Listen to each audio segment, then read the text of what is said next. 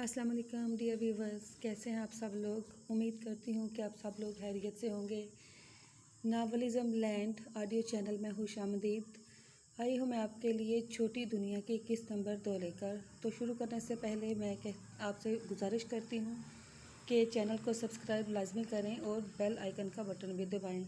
तो चलते हैं किस्त नंबर 2 की तरफ। वह फ़ौरन बाहर जाने को मुड़ी जब इसके मजबूत हाथों को बेला के नरम हाथों ने थाम लिया। वो इतनी छोटी थी कि मुश्किल से इसका सर रेहान के कंधे तक आता होगा। जीजा जी, आप उससे नाराज़ हैं क्या? रेहान ने एक लंबी सांस खर्च की खुद को कंट्रोल रखने के लिए और फिर ज़ोर से इसका हाथ पीछे किया और सर्द लहजे में इससे पूछा, मुझसे निकाह करने के लिए तुम्हें किसने कहा था? उसने अपनी पलकें फिर से झपकाईं और नासमझी से इसे देखा। मैं समझी नहीं। रेहान ने अपना गुस्सा काबू करते हुए एक और सवाल पूछा, कितनी उम्र है तुम्हारी? बेला की आंखें मुस्कुरा दीं, फिर उंगलियों पर कुछ गिना और चहकर बोली, अगले महीने की 6 तारीख को मैं पूरे 18 साल की हो जाऊंगी। रेहान ने शुक्र का सांस लिया। वो जो सोच रहा था कि इतनी भी छोटी नहीं थी, अब भी वो ये सोच ही रहा था कि छोटी दुनिया ने सफ़ेद गोंद को पकड़ा और घूमी। इसके घूमने से सारा गोंद किसी परी की तरह हवा में लहराने लगा। मैं तुम्हारा जीजा नहीं हूँ, समझी? लेकिन मैडम ने तो मुझे यही कहा था कि जब तक मेरी बहन नहीं मिल जाती तब तक मुझे आपके घर रहना है, तो इस लिहाज से आप मेरे जीजा जी हुए। अच्छा, वाकई? रेहान के चेहरे पर एक सर्द मुस्कुराहट उभरी। छोटी दुनिया को कुछ याद आया और पलट कर बेड पर मौजूद अपना चश्मा लगाया। रेहान को तुझे समझ नहीं आ रही थी कि वो हंसे या रोए। अच्छा, मेरी बात सुने। दोनों हाथों से मिकदार बताना चाहिए। मुझे इतनी नहीं, इतनी सारी भूख लगी है। फिर आदतन अपना चश्मा पीछे किया। अच्छा, मुझे तो लगा था कि लिपस्टिक खाकर पेट भर ही गया होगा। यह रेहान ने दिल ही दिल में कहा था। जाओ और बुआ से कहो खाना लगा दें। और बेला अपनी सफ़ेद गोंद संभालती बाहर भागी। बुआ इसे आता देखकर मुस्कुराई। मिसिज रेहान, मैं आपकी क्या मदद कर सकती हूँ? बेला ने मुंह फुलाकर बुआ को देखा और बोली, वो मेरे शोहर नहीं बल्कि मेरा जी। अगले अल्फाज इसके मुंह में ही रह गए जब रेहान ने इसे बाजू से पकड़ा। आह, आप बैडमैन हैं, मुझे छोड़िए, मुझे अपने घर जाना है। और अगले ही पर रेहान इसे कंधे से खींचता कमरे की तरफ ले गया और बुआ को खाना लाने के लिए कहा। बेला बेजार सी जाकर बेड पर बैठ गई और रेहान ठीक इसके सामने सोफे पर बैठा इसे बगौर देखने लगा। इसे देखता पाकर बहुत कन्फ्यूज ही होकर पूछा, जीजा जी, क्या मेरे चेहरे पर कुछ लगा हुआ है? मैं तुम्हारा जीजा नहीं हूँ, तो फिर मैं आपको क्या कहकर बुलाऊँ? बेला ने दिलचस्पी से पूछा। रेहान जवाब देना चाहता था मगर वो छोटी सी लड़की में ज़्यादा दिलचस्प नहीं था। फिर खामोश रहा, कुछ न बोला। बेला इसके हैंडसम चेहरे को देख रही थी, अपनी बड़ी बड़ी आंखों से फिर कहे बिना न रह सकी, आप फिल्मी हीरो जैसे लगते हैं और जी आपकी अब्रू बहुत ही अच्छी लग रही है। असली है ना? रेहान ने आज पहली बार इसी तरह की तारीफ सुनी थी। इसके कुछ कहने से पहले दरवाजे पर दस्तक हुई और बुआ खाने की ट्रे लिए कमरे में दाखिल हो गई। सूप, केक, मैक्रोनी, जूस, चावल ट्रे रखकर बुआ बाहर चली गई। बेला तो इतना खाना देकर इसे पूछे बिना न रह सकी, ये सब मेरे लिए है?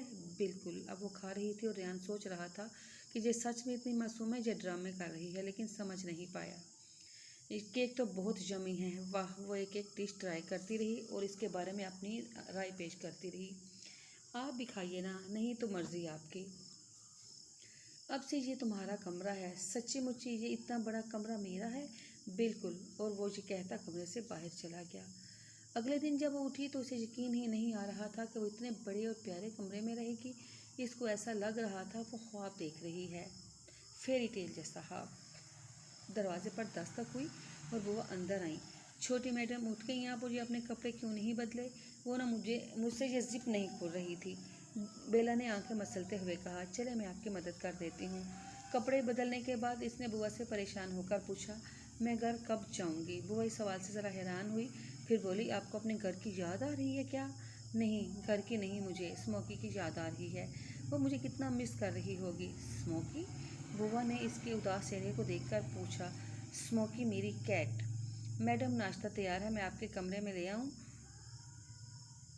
कि आप नीचे आकर करेंगी? बुआ ने इसको परेशान देखकर बात बदली। मैं नीचे आती हूँ। डाइनिंग टेबल की सरबराही कुर्सी पर रेहान बहुत आराम से बैठा था। सूरज की किरणें खिड़की से पूरे हाल में फैल रही थीं। आज न्यूयॉर्क पर सूरज मेहरबान हुआ था, एक रोशन दिन के साथ। उसने सफ़ेद शर्ट की आस्तीनें बाजुओं तक चढ़ा रखी थी, जिससे इसके मजबूत मसल्स नज़र आ रहे थे। हाथों में अखबार लिए इसको पढ़ रहा था जब वो सीढ़ियाँ फलांगती इसकी तरफ आई। गुड मॉर्निंग जीजा जी, बड़ी सी मुस्कुराहट से इसे मुखातब किया, लेकिन रेहान ने इसे इग्नोर करना मुनासिब समझा। लेकिन वहाँ किसको परवाह थी। इसने इसके पास आकर सर झुकाकर इसकी अखबार में झांका और इसी वक्त रेहान ने अपना चेहरा इसकी तरफ किया और रेहान के होंठ इसके कान की लो से मस्त हुए। वो बेहतियार पीछे हुआ था, लेकिन छोटी दुनिया बेवकूफ़ों की तरह इस अखबार को देख रही थी। इसे क्या समझ थी। फिर बहुत आराम से इसके साथ वाली कुर्सी पर बैठ गई और होंठों को गोल गोल करके बोली, ओ जीजा जी, आप ये अखबार पढ़ रहे हैं? It is so boring. Rehan के जवाब न देने पर नाश्ता करने लगी। रेहान नाश्ता करते एक नज़र इस पर ज़रूर डाल लेता, फिर नाश्ता करके बोला, अगले हफ्ते हम दादाजी से मिलने जा रहे हैं, तैयार रहना। बेला मुंह में ब्रेड डाले इसकी तरफ देखने लगी, फिर कोशिश करके बोली, क्यों? ब्रेड के टुकड़े इसके मुंह से बाहर आ रहे थे। रेहान के मुंह से इसके लिए यही मुनासिब अल्फाज निकले थे, आराम से खाओ, कोई मैनर्स नाम की चीज़ नहीं है तुम में। रेहान ने सख्त लहजे में इसे डांटा था। इसके यूँ डांटने से छोटी दुनिया की आंखों में पानी आ गया। मुझे घर जाना है। रेहान ने हैरत से इसे देखा। ऐसा भी इसने क्या कह दिया था कि वो रो पड़ी। इधर देखो छोटी दुनिया, ये रोना बंद करो। रेहान ने अपनी 36 साल ज़िंदगी में कभी किसी को चुप कराने वाला काम नहीं किया था और आज वो इस छोटी दुनिया को चुप करा रहा था। आपने मुझे डांटा है? आप भी मैडम जैसे हैं, वो भी मुझे डांटती थी और आप भी।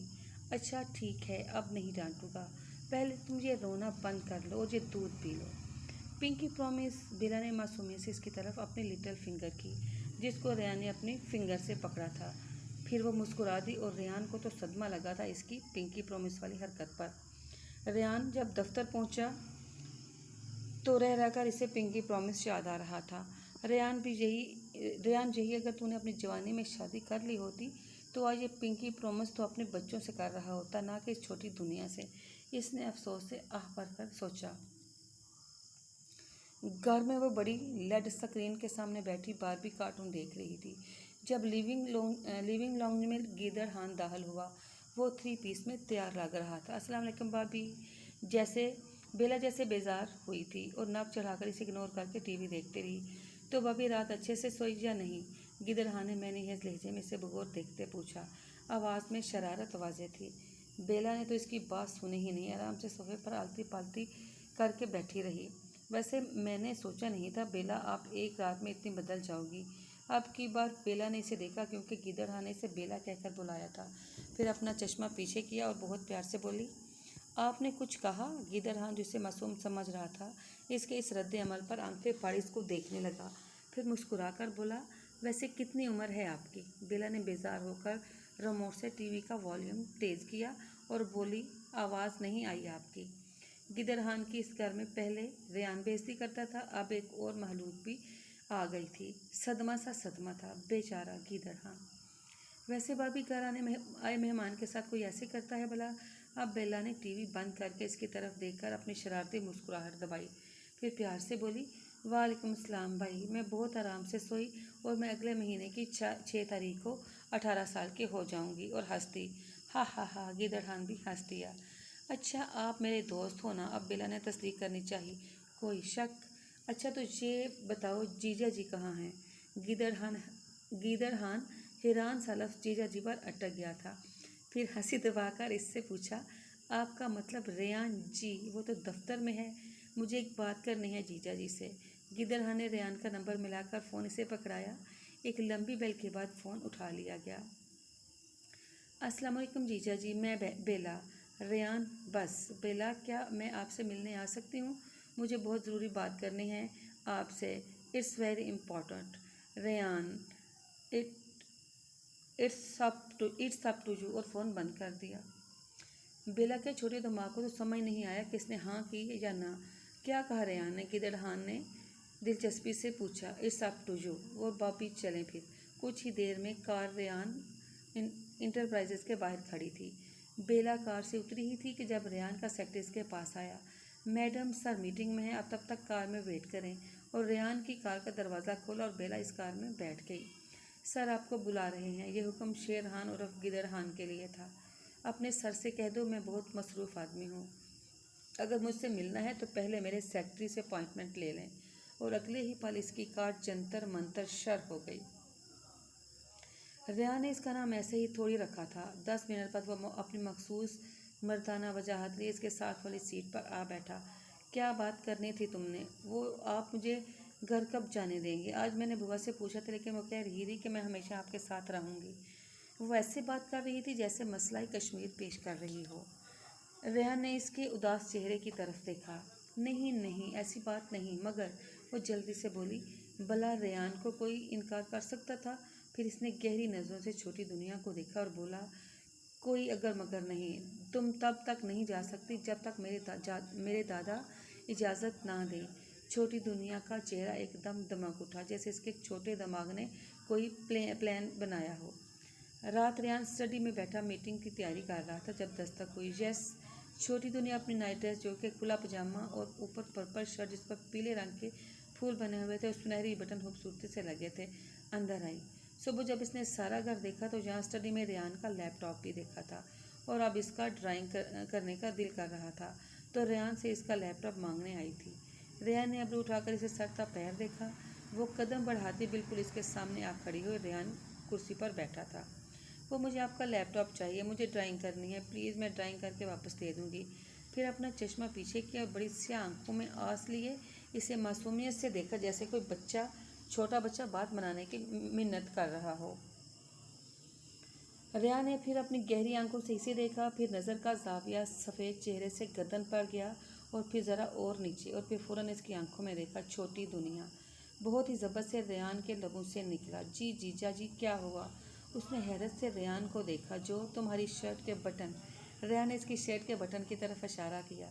सबसे ऊपर वाला बटन दरमियान में बंद था और इसी तरह ही बाकी भी। छोटी दुनिया ज़रा शर्मिंदा सी हो गई। ओह। गुलाबी होंठों को गोल के और पलटी और उस बटन से बंद करने लगी। इसकी बैक रेहान की तरफ से और रेहान ने अफसोस से इसे देखा। इसके सामने ग्लास जो कैबिन पर लगा था, इससे रेहान वो मंजर बहुत ही आराम से देख सकता था। उफ, या अल्लाह मुझे सब्र दे, रेहान के लबों से आह निकली थी और इसी दौरान ग्लास से छोटी दुनिया और रेहान की नज़र जा टकराई और अगले ही पल जारी है। उम्मीद करती हूँ कि आपको ये दूसरी किस्त भी पसंद आई होगी। प्लीज़ आप इस चैनल को सब्सक्राइब लाजमी करें और कमेंट्स भी दीजिएगा। और नेक्स्ट अगली तीसरी किस्त के साथ फिर मिलेंगे इंशाल्लाह। अल्लाह हाफिज़।